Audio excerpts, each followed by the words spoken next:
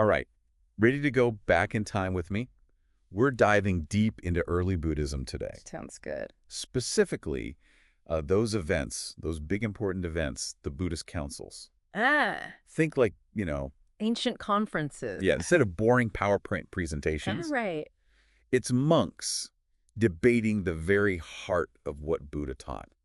It's really fascinating to see how these councils were supposed to bring everyone together, right? Yeah. Solidify everything after Buddha passed away. Right. And yet they actually revealed a lot of the tension that was already kind of simmering below the surface. Yeah, and it even caused some of the first splits Big split. in the Buddhist community. Absolutely. You sent over some fascinating material Uh, by Scholars. scholars like Charles S. Prebish, Yes. R.S. Tripathi, and P.V. Bapat. Yes. And honestly, I'm already seeing all the drama. Oh, it is dramatic. Yeah. It's like we get this peek behind the curtain of history. Right. We see the very human side of these figures that, often we kind of put on a pedestal and revere. Right. But there were arguments. There were disagreements. Totally. There were power struggles. It's all there. It's all there. All right. So Ooh. to set the state, the Buddha has passed away. Okay. But instead of leaving a rule book, Right. he kind of says like, Figure it out. yeah, figure it out yourselves. Yeah. He even says, But really, you can ditch some of the rules. the minor precepts? Yeah. But of course, he doesn't say which ones. Classic. Right. Classic Buddha. Yeah. So Setting everyone up for a debate. it's like leaving instructions for a party, Right. but they're really, really vague. Instructions. Yeah. There's going to be some arguments. Yeah. Who's invited? What kind of snacks? Yeah, what's the music? Exactly. See, questions. And that's what happens at the first council Okay. at Rajchakra, just a few months after the Buddha passes away. We've got 500 monks all gathered together Wow. to create basically the first Buddhist scriptures, what we know now as the Tipitaka. Yeah. This is supposed to be a moment where everyone comes together. Yeah. But even here... Cracks are showing. Yeah, the cracks are showing. Already. Prebish even points out there's debate about who's in charge. Oh, interesting. Right. Yeah. Is it Mahakassapa, Oh, prominent disciple of the Buddha? yes. Or is it Ajnata Kondinya, Mhm. who was like the first arhat after the Buddha himself? Okay. Right from the beginning. Yeah. Different accounts. Right away. Yeah. No consensus. And there's Ananda. Oh, yeah. Buddha's, like right-hand man. Yeah. Basically his personal assistant. Like his secretary. Yeah, who memorized everything. Oh, wow. All the teaching. Yeah. And he almost didn't get to be part of the council. Oh, no. Why? It came down to Enlightenment. enlightenment. Yeah. And Nanda hadn't achieved full enlightenment yet. Arhantship. Okay. Which was seemingly required to even be at this council. So the pressure must have been immense. Can you imagine? Yeah. And, He pulls it off. he does. Ask Menet. He supposedly achieves arhantship the night before the council even starts. Wow. Talk about cutting it close. Right. But even then, he still gets called out Oh, no. for a few things. Oh. The sources call these faults. Okay. One of them, he let women be the first to salute the Buddha's body. Oh, interesting. And that's already kind of a sign yeah. that Yeah. there were different opinions about the role of women in Buddhism. So early on already? Yeah. That tension's there? Yeah. Fascinating. So not exactly a perfect picture of harmony. No. What else happened? Well, there was this guy named Purana Okay. who shows up late Oh, to by the car. a party, to the Yeah. council, Right. and he just refuses to accept what everybody's already agreed on. Oh, I love this guy. He's like, nope, I'm sticking to my version. He's a rebel. What does this tell us? Well, it tells us even when everyone's trying to come together, Yeah. there are these really strong personalities, Yeah. different interpretations of what happened. Right. This council might get portrayed as this like harmonious moment. Yeah. In some of the texts. Yeah, but the reality was a lot more complicated. Right. So already Mm-hmm. early Buddhism, not this unified thing. Not at all. We've got disagreement. Yeah. Seeds of disagreement. More Already planted. yeah. Things get Worse. more heated at the second council. Much more heated. 100 years later, Vaisali. Yes. We got the first big schism in Buddhism erupting. The big one. And it all starts with money. And milk? Monks, money, and milk. Yeah, that got you right. I'm intrigued. Tell me more. So the monks of Vaisali, they're accused of 10 extravagances. Okay. Some of them seem pretty minor, like Yeah. keeping salt in a horn Right. or drinking unchurned milk. But the one that really got people riled up was handling gold and silver. Ooh, yeah. And there's this monk, Yasa. Okay. He's not okay with this. So Yasa is our whistleblower. Yeah, I guess you could call him that. What happens to him? Well, they kick him out of Vaisali for Yeah. speaking up. Wow. But he doesn't give up. Yeah. He finds other influential monks, Okay. gets them on his side, and eventually they convene a council. To talk about these 10 points. Yeah, the 10 points of contention. All right. And you know who's at the council? Who? Our friend Ravada. Oh, from the first council. First council, yes. He seems to have a knack for being where the action is. Yeah. He's at all the important events. Yeah. So they debate these 10 points. Okay. And in the end, they condemn them. Okay. But here's the thing. Yeah. This doesn't actually fix anything.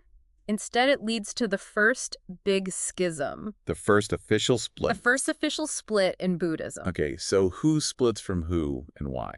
The Mahasamgikas. Which means the great group. They break away from the Staviras. The elders. The elders. Now, here's what's interesting. Okay. Even the Mahasamgikas, they condemned those first 9 points. So it really comes down to money. It seems that way. Handling of wealth. Yeah, was it the real reason? Was it the catalyst? Or was it just a symptom of something bigger going on ideologically? What does it tell us about wealth and power in the early Buddhist community? 2 councils down. 2 councils down. And the cracks are getting wider. Yeah. Leading to that first official split. That's right. This is so much more complex than I initially imagined. It gets even more complex. Yeah. There's another council, sometimes called the second council. A second council. Yeah. All right, you've got my attention. Okay, so this second council, it often gets overshadowed Yeah. by those big ones, the first and the third. It's labeled second, but you're saying it's really important. It is. It really digs into the core of Buddhist philosophy. Okay. It questions what it means to be enlightened, what it means to be an arhat, Got it. someone who's achieved that final awakened state. So, set the scene for me. Okay. Where does this happen? Pataliputra. Okay. About 37 years before Oh, wow. the more famous Third Council with Ashoka. Okay. And at the heart of it is this monk, Mahadeva. Mahadeva. He starts asking some really controversial questions about arhats. Okay, hold on. Yeah. We've been talking about arhats. Right. Like they're these... enlightened beings. Yeah, rock stars of early Buddhism. Right. What's there to question? Well, Mahadeva, he challenges this idea that arhats are perfect, that they're totally free from anything that would hold them back. He says even arhats could still be tempted by like sensual desires. Seriously? Yeah, and that they might... So he's saying they could still want that extra slice of cake. Maybe, yeah. Or like second guess their choices. Possibly. That's a radical idea. Yeah, for that time. Yeah. Very radical. Wow. He also said that they might still have some ignorance and they could experience doubt. Doubt, wow. Yeah. And that they could learn from other people. Even achieve enlightenment. Yeah. Through like a sudden realization. Like an exclamation, an aha moment. Right. Yeah. That's relatable. It is. It makes enlightenment seem more accessible. Less intimidating. Yeah, for sure. Okay, so... So for some people, that really resonated. Yeah. But for others, the more traditional groups, the ones who had a really strict view of arhatship, this was pretty much heresy. Right. Challenging the status quo. Big time. Like questioning the authority of a king or something. Exactly. Okay, so how did everyone else react? Okay, this is where it gets really interesting. Yeah. The king at the time, Mahapadmananda, he gets involved. Okay. Instead of trying to settle the debate, Right. he basically decides to let the numbers decide. Wait, what? Yeah, he holds a Buddhist popularity contest. He did not. He pretty much says, let's just count heads. That's crazy. And see who has more supporters. Politics and religion, always so intertwined. Right. Okay, but what happened? It solidified the split But, between the Mahasamgikas. right, the great group. Yeah, and the Stavaras. The elders. The elders, exactly. So this second council was a major turning point then. Oh, absolutely. It really highlights the challenges of interpreting a figure like the Buddha. Yeah. Like, what does enlightenment really mean? That's the question. Is it a final destination? Yeah, perfect. Unwavering wisdom. Or like, an ongoing process. Yeah. With maybe some bumps in the road. I like that. Yeah. Still relevant today. Huge questions. Yeah. That Buddhists are still wrestling with.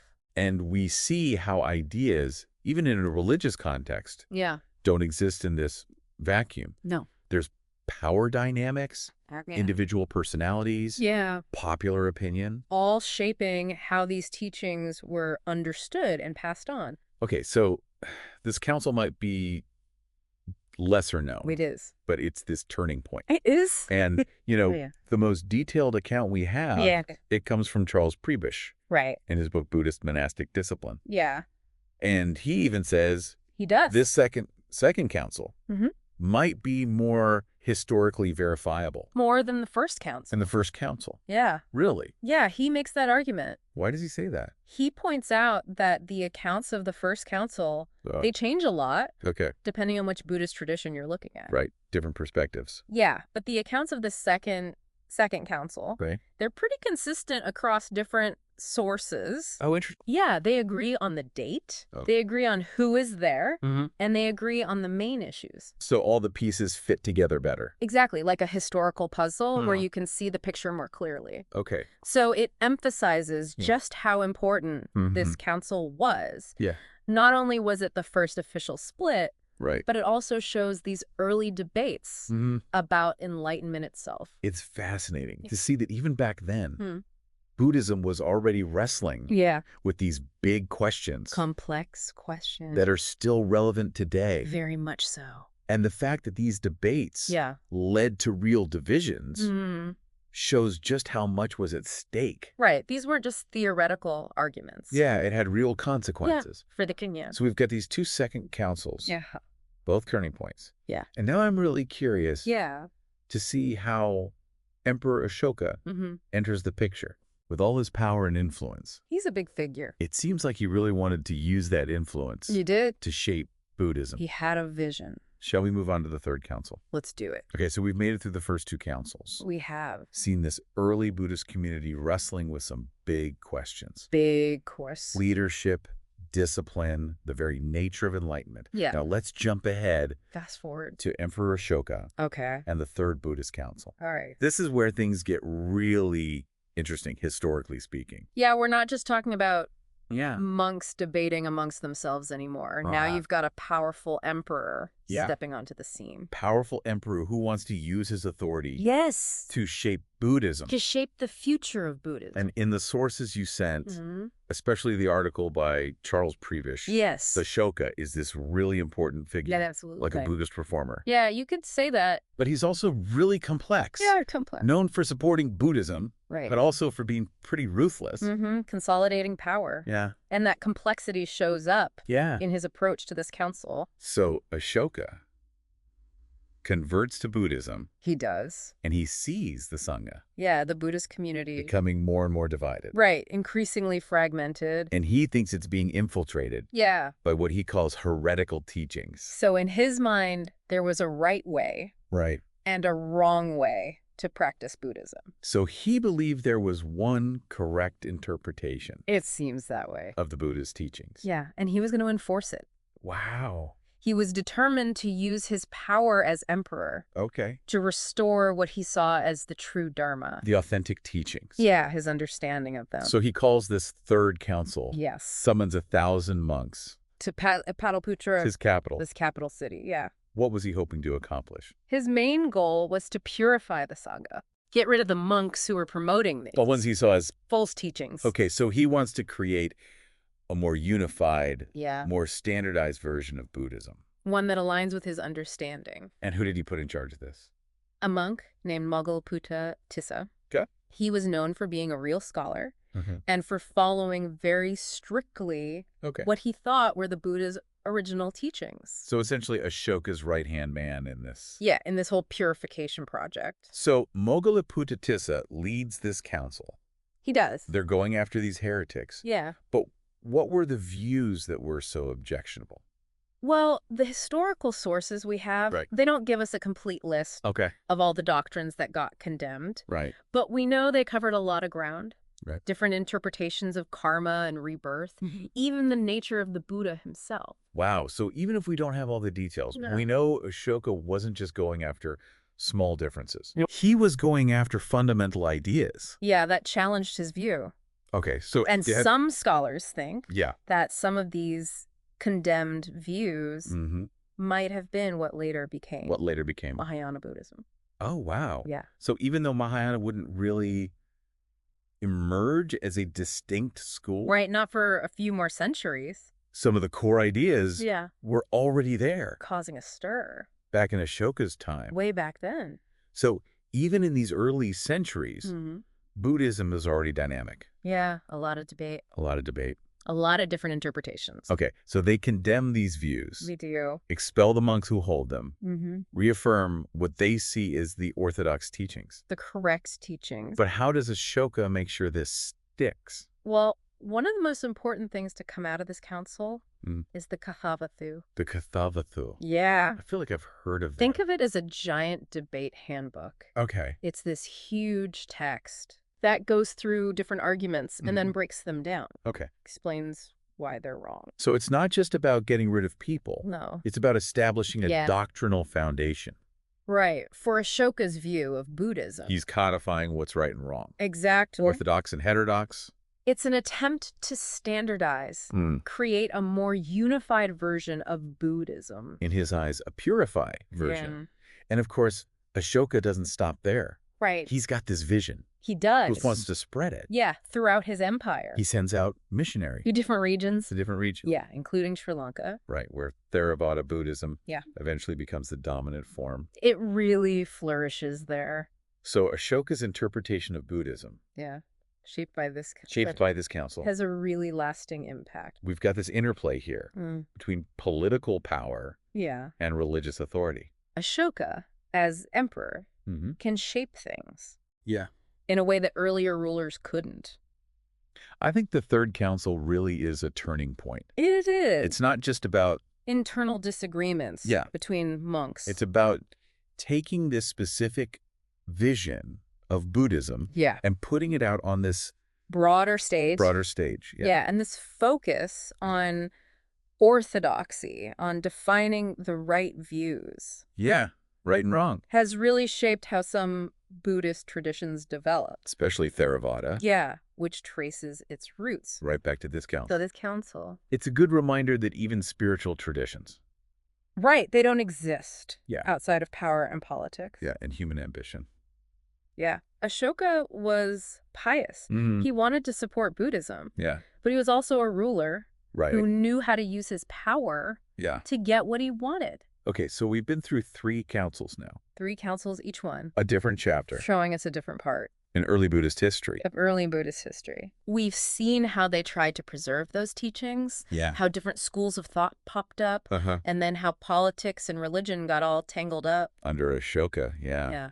What a journey. It's been amazing. It really makes you think about how these events... From centuries ago. Yeah, centuries ago. Still have an impact today. We see it in the different Buddhist schools. The way we understand enlightenment.